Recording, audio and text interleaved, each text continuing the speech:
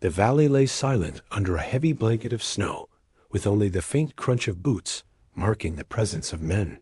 Corporal David Lawson crouched beside a ruined stone wall, clutching a small field radio, its wires tangled and fragile against the icy wind. Only months ago, he had worked in a printing press in Philadelphia, moving sheets of paper with ease and routine. Now, every transmission he sent could mean life or death for the soldiers waiting on the front lines. Orders were clear: maintain communication with the command post until dawn. Simple words, but in the frozen hollow, the responsibility weighed heavily, pressing against his chest with every breath. The wind whistled through the broken trees, carrying faint echoes of distant artillery. David adjusted his gloves, shivering despite his heavy coat, focusing on the static-filled voice crackling through the radio. Memories of home drifted into his mind, the smell of his mother's cooking, the laughter of his little brother, the quiet hum of streets he knew so well.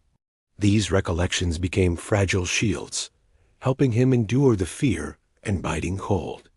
Hours passed in near silence, broken only by the occasional crackle of the radio and the distant rumble of gunfire. Every second seemed stretched, each moment a careful balance between vigilance and exhaustion.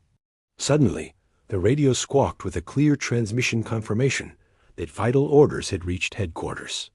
Relief surged through him, quiet but powerful, knowing that his work had kept men alive and coordinated in the chaos of battle. As dawn approached, pale sunlight filtered through the trees, illuminating the snow-covered valley. Reinforcements arrived shortly after, marching steadily across the frozen ground, their presence a sign that the hollow had held.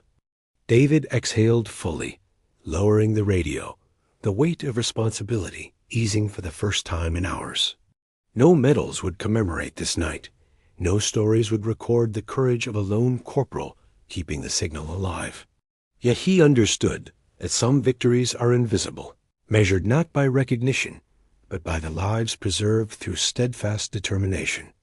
With boots crunching in snow, he rejoined his unit, carrying the quiet triumph of enduring the night at Frost Hollow. The valley remained still and silent, witness to a night of vigilance, courage, and the unseen heroism of soldiers who hold the line when it matters most.